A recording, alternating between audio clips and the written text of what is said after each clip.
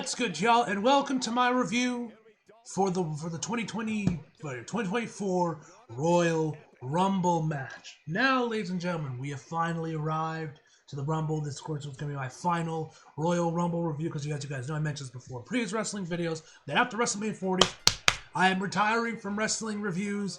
You know, I'm just not enjoying them and the time it takes when we do this and like the schedule and everything. Just too much of a pain in the ass, man. So after WrestleMania 40, I'm done.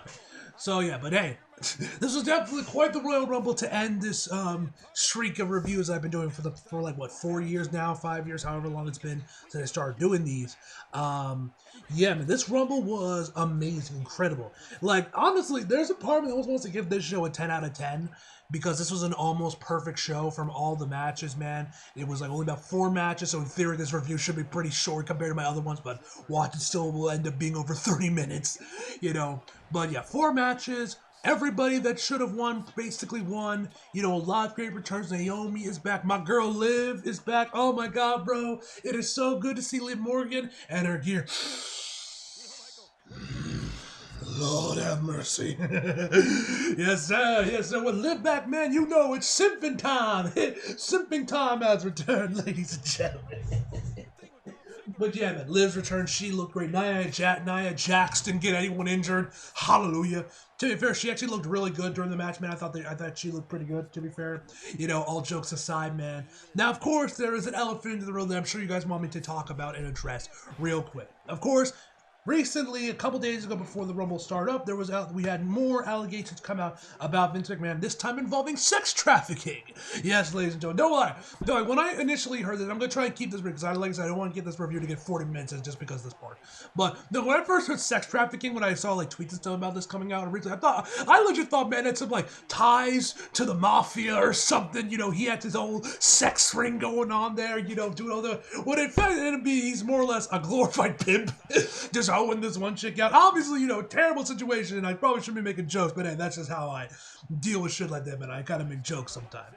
But yeah, it's honestly, in all seriousness, it is a crazy situation, man. I did see some of the text messages when it initially came out, man, and yeah, man, like, Vince McMahon is one mighty bastard, man. Like, shitting on someone in any context is already disgusting enough, man. Like, even if you're into that kind of shit, man, hey, more power to you, bro. I think that shit's fucking disgusting and gross, but that's just my personal opinion. If you enjoy that shit, your partner's into that shit, good, more power to you. But given the context of what happened in the text, man, that is just next levels of depravity, bro. Like, yeah, and then I actually saw some tweets, actually, people pointing out some like old promos featuring Vince and Steph that very much echo what happened in these, in these text messages in these this new lawsuit that came out against Vince. So it's almost like the man was prophesizing his future, or maybe he was hoeing out his daughter too. At 17.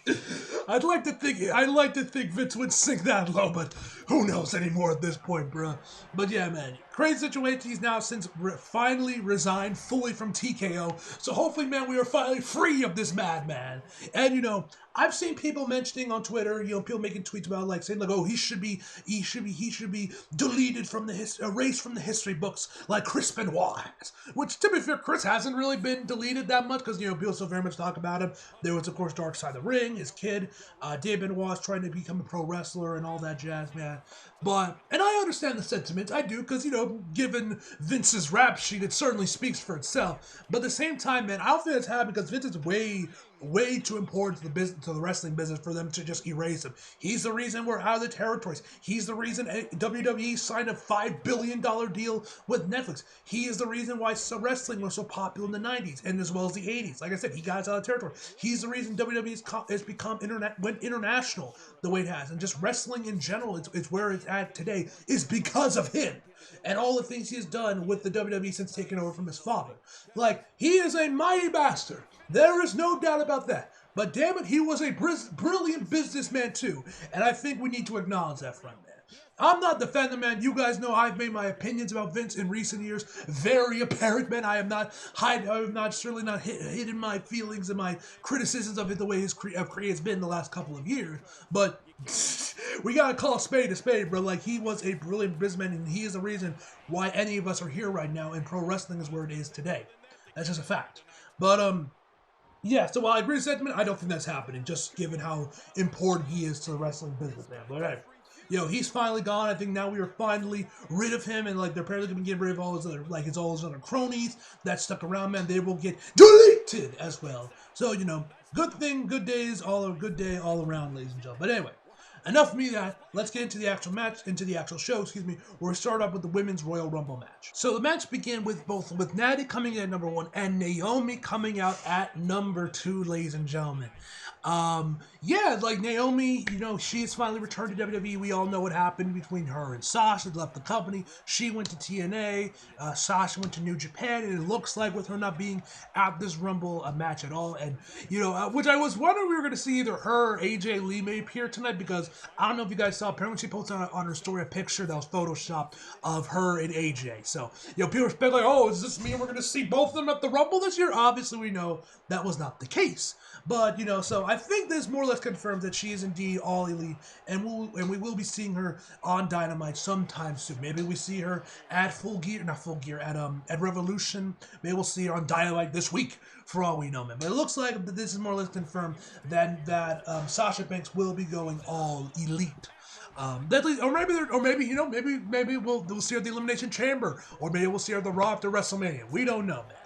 But regardless of such, man, Naomi came in at number 2, which, no lie, the way she came out was kind of weird, because Michael Cole wasn't losing his goddamn shit like he usually does whenever there's a massive return coming out there. And I was like, why is he losing his shit? Now, to be fair, the way this was handled was a lot different than I think a lot of them, because they straight up mentioned that she went to TNA and became Knockouts champion. In fact, later on the match, which we then saw Bayley come out at number 3, who you guys know ended up winning the match fully, and I believe Candice LeRae was number 4, the first member of the way, and then Indy would come out later on the match, and both of them would be the first women eliminated in the match.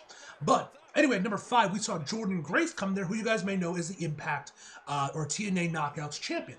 Which this shocked me. I was like, "What the fuck?"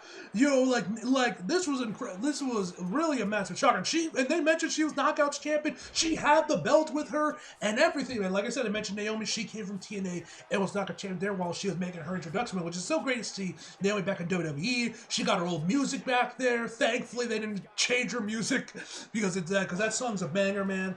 But anyway. She came in there with the belt, and they mentioned she's a knockout champion. Like I said, she had the belt and everything, man. And that was really shocking. That was probably arguably the most shocking entry in the Royal Rumble this entire night, man, was seeing Jordynne Grace. Now, I know that there's also been rumors, apparently, of like WWE and TNA working together, making some sort of partnership going on there, man, which, no lie, with them not only name dropping TNA during Naomi's entrance, but also Jordynne Grace showing up there with the belt. It definitely gives those rumors some credence, man. Which I'm definitely intrigued if they end up going anywhere and we get like another invasion angle, but this time with like TNA, or that's what Survivor Series is built off of, TNA versus WWE or something. I don't know, man. But yeah, this definitely gives those rumors a bit more credence. So yeah. So yeah, like I mentioned before, we had Candice and Indy come in there. They were the first 2 eliminated, man. Like I said, I'm going to be skipping through a lot of this, man. Like, I'm not going to try and recap the entire show. Tegan would eventually come in there, which was always great to see Tegan. Chelsea Green was arguably probably the funniest part of the match, man, because she was just getting straight up abused. So first of all, she almost gets eliminated, but of course, Piper Niven would come in there and save her, and then it looks like she was about to drop her, but then she puts her back on like the steps, and she's like hugging the ring post for a bit while Piper comes in there and like starts wrecking house, and then her and I, of course, have a little bit of a showdown before Chelsea would get back in the match, and then she just gets abused, man. She gets into the corner, and then Nia is like right in front of her, and then you had.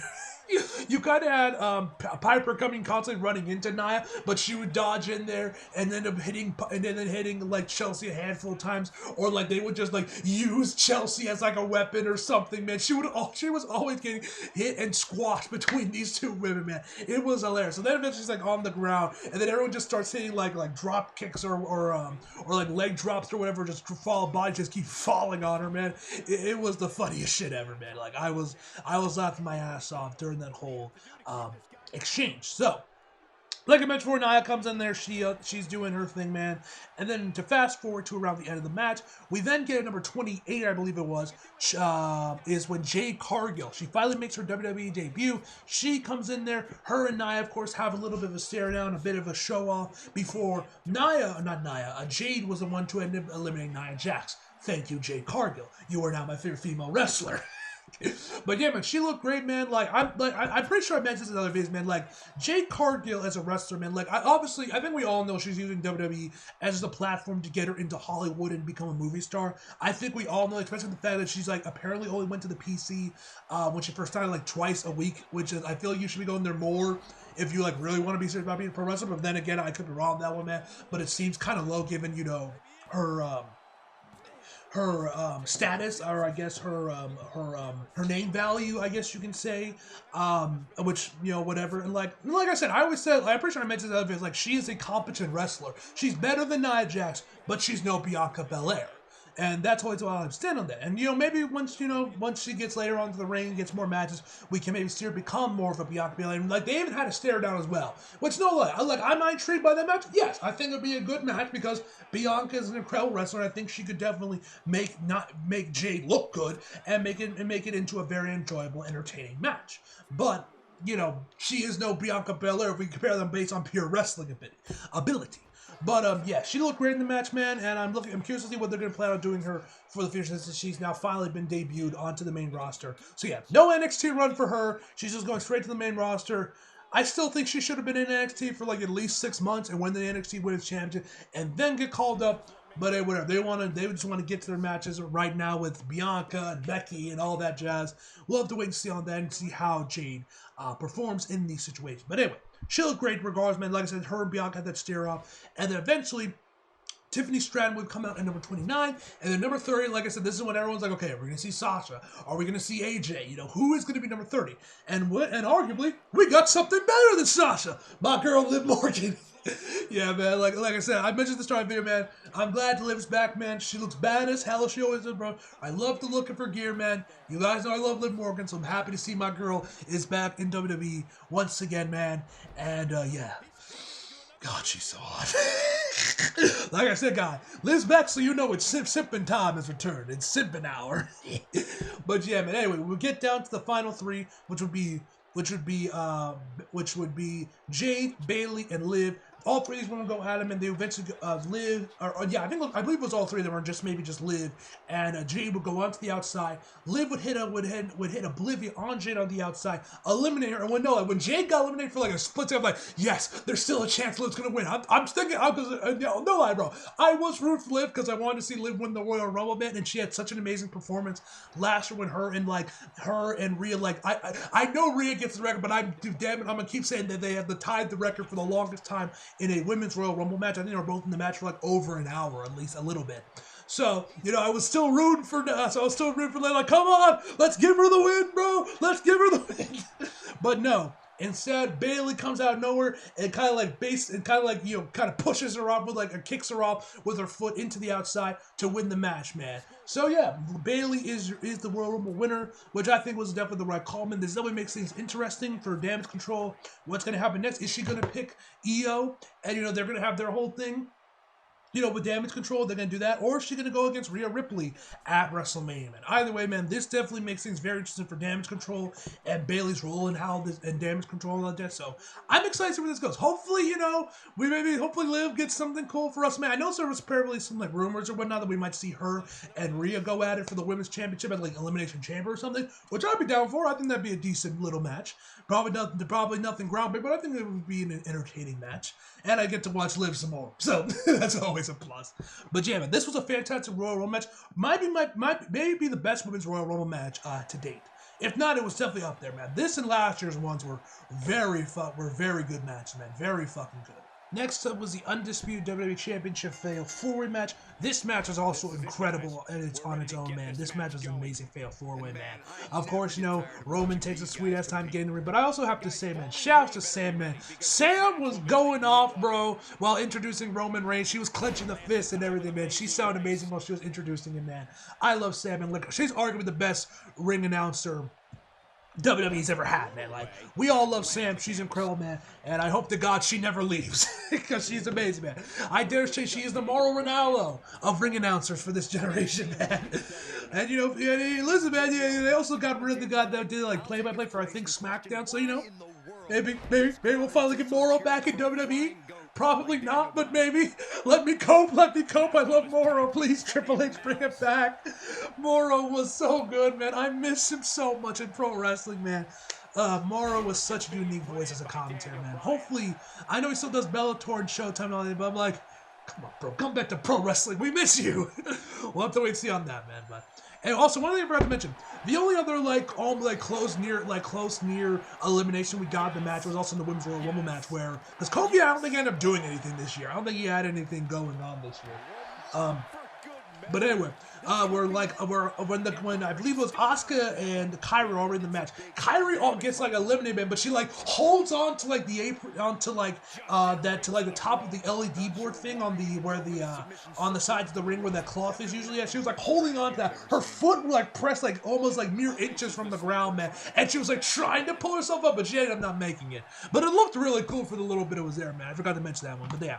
Anyway, so as I was saying, so back to the match. So the match started off surprisingly where basically Roman was just getting his ass handed to him by all four men, which is kind of surprising, man. I didn't really think it'd start off this way. Eventually started to focus on everybody else. Then we get to the outside where LA Knight and Randy have a bit of one-upsman shit. Where LA Knight is like slamming, is like bashing AJ Styles' head onto the announce table constantly.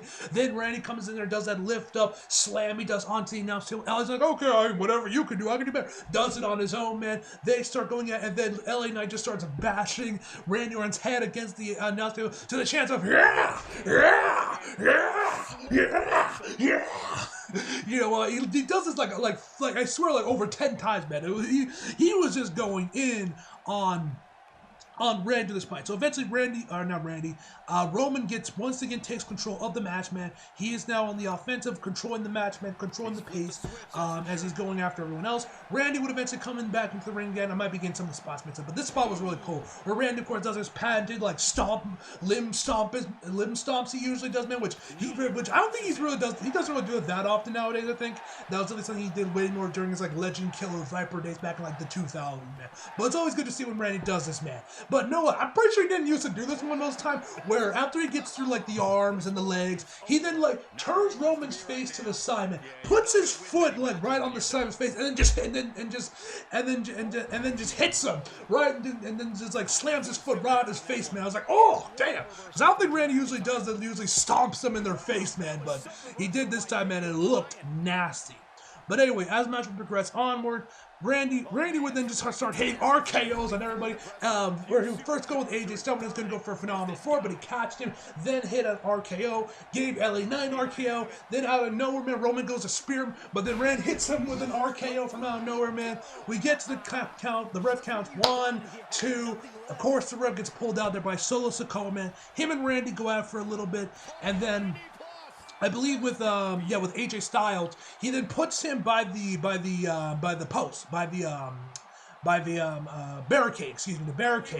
and then just starts charging right towards him. Luckily, and AJ managed to dodge him, but then he goes right through the barricade, man. And no lie, bro, this man was mere inches from running into Sam, bro. I am shocked she didn't move, because imagine you see Sikoa charging right at you, man. I'm surprised Sam didn't run in the opposite direction to make sure she didn't get hit. She stood in her seat, man, and then he just barely missed her. Like, man was mere inches from just running right into her, bro. Also, of course, Roman goes first. Did also where he stack him and pin him like he did with the triple threat match at WrestleMania. What was it? 38? Was that one? Was that 38 or 36, 37? One of those WrestleManias when he was going against Edge and Daniel Bryan, man. So he tries it again, but of course everyone kicks out of it this time. Eventually, As the match would progress onward, AJ Styles would get a steel chair and just start whacking on everybody. But of course, eventually Roman would hit a patented spear, I believe I believe it was on AJ, I think is who he ends up pinning, to win the match and of course retain the championship. Is anybody surprised by this? No, we all knew Roman was going to win, but this was still a fantastic match, man. I loved it. I had a blast watching it, man. So many great spots. Of course, Randy hitting all those RKOs was amazing, man. LA Knight's great. Y'all know I love Roman and acknowledge him as my tribal chief. Next up, we had the U.S. title match between Kevin Owens and Logan Paul. Now, I've mentioned this before in previous videos. You guys know I don't like Logan Paul particularly, but he is an amazing pro wrestler. The man knows how this man knows how to work the crowd, man. He is an amazing, and he's just an amazing pro wrestler in general, man. Like this man has no business being as good as he actually is in the ring, man, and that always needs to be said, man. But anyway, man, this was a fantastic match. Obviously, the story with this one was about Kevin Owens' arm, his injured hand or arm, and that was obviously what the match was building towards. So we start the match off with Kevin going right on the offense. He's just beating the shit out of Logan Paul, going in on him, stomping at him and everything, man, throwing him out onto the barricade, the whole 9 yards. Eventually, Logan gets his barricade, starts going a little bit more on the offensive. He would eventually even lock in some submission holds, once again targeting the arm. I think he did like an arm bar or a Kimura. Tried to lock in the Black Widow. I think he was trying to lock in there, man. I might run, but it looked like AJ Lee's Black Widow, man. I could be wrong on that one, man. But anyway, eventually they get onto the outside, and he just starts slamming and throwing his hand into the steel steps, the actual ring post, man. It sounded kind of nasty, not gonna lie. So from there, he's really starting to attack his arm. They eventually get back inside the ring. Then eventually, KO was on the top rope, man. Logan goes to give him a superplex, and then he's talking shit to Corey Graves, I'm gonna be the one. And of course, bro, I told you nobody has been able to superplex KO. And and then of course KO instantly counters it. It counters his superplex and does it falling suplex that he does in the corner. I don't know what the move is actually called, man, which is pretty funny after all that shit he was talking. Then the exact same thing happened to him, man. It was pretty funny. But eventually, as the match progressed onward, of course, Logan stews, as Michael Cole calls him, comes into the ring once again to bring him the brass knucks, man. Would you finally learn this dude's name? His name's Jeff. Literally, I'm bro, his name is Jeff. Of course, if you guys follow my Twitter, you guys know I instantly tweeted about this with a gif of that scene from I want to say 21 Jump Street, might have been 22 Jump Street, saying, my name's Jeff. Because that's the first thing that popped in my head when I saw them, man. But but then security, the refs and some refs were trying to get him out of there, man. And then of course Grayson Waller and Austin Theory are trying to no, bro, he's cool, he's with us. They're trying to legitimize him, but it's not working, man. But anyway, Austin Theory manages to get the brass knucks from him and still managed to give it to Logan. He goes for the brass knucks punch, but actually KO counters it, takes the brass knucks on them, puts them on himself, nails him right in the face with it, goes for the pin, but then the ref sees the brass knucks on KO's finger. And you know what's funny, man? Refs are usually as blind as bats. Most of the time, and they will miss some obvious shit going on there, bro. The refs will obviously miss some obvious shit with the heels cheat or whatever, man. But whatever. But of course, this is the one time where the ref has to suddenly gets 20/20 vision. It's with KO, man. It's honestly just kind of funny. But of course, he sees that and then disqualifies KO, and then so of course he wins the match. But of course, as you guys know, Logan retains the U.S. Championship. KO was pissed by this, and of course, and then beats the shit out of him after the match, man. And for one last fuck you to Logan Paul. But yeah, fantastic match. This was a fantastic match as well. And now let's move on to the main event, which is of course the men's Royal Rumble. And like usual, guys, I'm not gonna be recapping the entire thing, bro. I guess I'm just gonna go through a handful of spots. But interesting, we started the match off with Jimmy and Jay actually starting this off as number 1 and number 2 at the Rumble, which is interesting. I knew from Joey's, I believe it was Jimmy, excuse me. Jimmy's reaction when he got his number at SmackDown, I figured it was going to be pretty low, but I didn't think it would be no, I figured it'd be 1 or 2, maybe 3, very low, but I didn't think he would end up going against his brother to open the match up, which I definitely thought was surprising. So they go out, and eventually the other participants come in there. We had Andrade come out at number 4, so yes, Andrade, Cien Almas. He's once again back in WWE. He looked amazing. I love the gear he came out with this. So, but it looks like he's still just called Andrade. He didn't get his last name back like he did in NXT. I don't know. Maybe they'll change and give him back the name of Andrade Cien Almas, or maybe they'll go stick with Andrade L.E. You have to say it like that, man. Like I say every time, you have to say it's Andrade El E. You gotta say it like that. You have to. But anyway, match progressed onward. Of course, Braun. Then we would actually have Braun Breaker come out at number 20, which I saw some people speculating if that, like, maybe that he took over what this was going to be, maybe originally Brock Lesnar's spot. But of course, since he was also included into the new lawsuit, they cut his spot and they gave it to Braun Breaker. Possible, but that's all speculation. One thing I thought was kind of bizarre is that he came out in his usual colorful gear back when he was a face. As you guys know, he's a heel now and just wears a black, singlet or whatever these things are called, but with a dog like a wolf on the front of it. Not the bright color ones that he's been usually wearing when he was during his initial run in NXT. So, which I found it kind of bizarre. Why is he wearing his like babyface gear when he's a heel currently in NXT? And like, sure, if this was Vince, I can understand because Vince doesn't give a shit about NXT, but like, Triple H and Shawn Michaels, man is in NXT, so I found it kind of bizarre he was wearing his face gear, not his heel gear, especially when he's like in the Dusty Tag Team Classic with Baron Corbin. I'm pretty sure he's still wearing the black singlet. I'm misremembering. He has gone back to the bright and colorful ones. I could be wrong on that one but yeah, I thought that was a little bizarre that he was wearing the colorful singlet, which he hasn't worn in like probably a year, however long he's been heel. But anyway, him and Walter had a little. His performance was amazing. I have to say it, by the way, man. He had an amazing performance. He had a nice little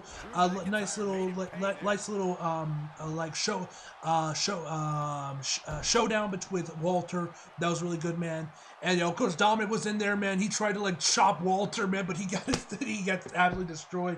The match progressed onward. Cody would come out at number 15, and then eventually we would get to the. Then we had, I believe, Punk could come out at 27. Drew was 29, I think, or 28, and then 30 ended up being Sami Zayn. So nothing really that major. So not really any real major surprise. Of course, Carmelo Hayes was in there, as well as the other NXT superstar that came in there as well, which he had a little bit of a good showman, but he got eliminated pretty quickly. But Braun had a decent schedule.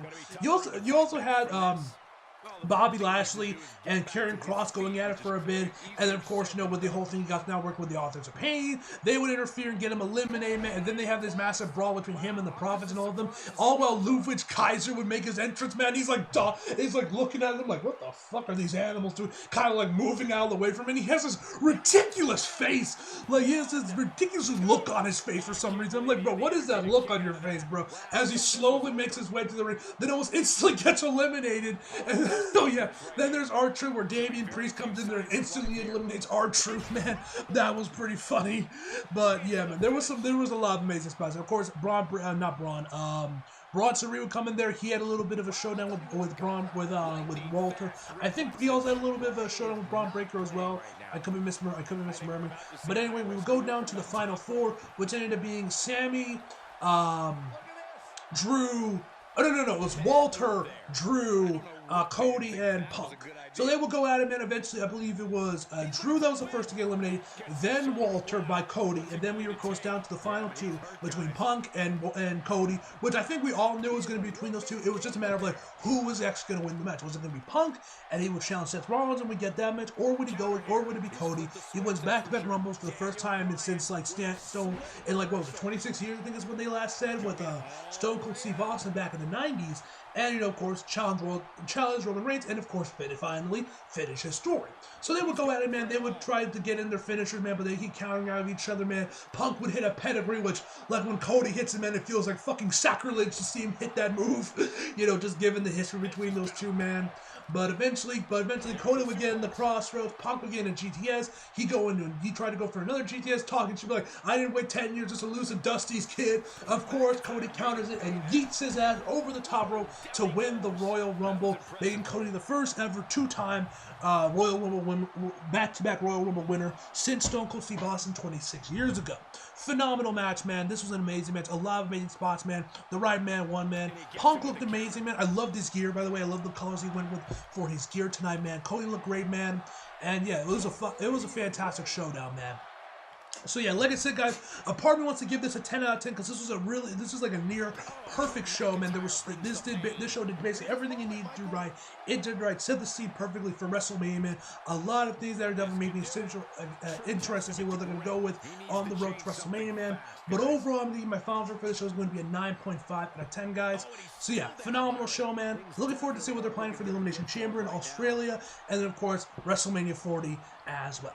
But anyway, guys, hope you guys enjoyed the video. Like if you did, subscribe if you're new. Follow me on social if you feel like it. Links down below. And as always, come back for more. See you guys next time.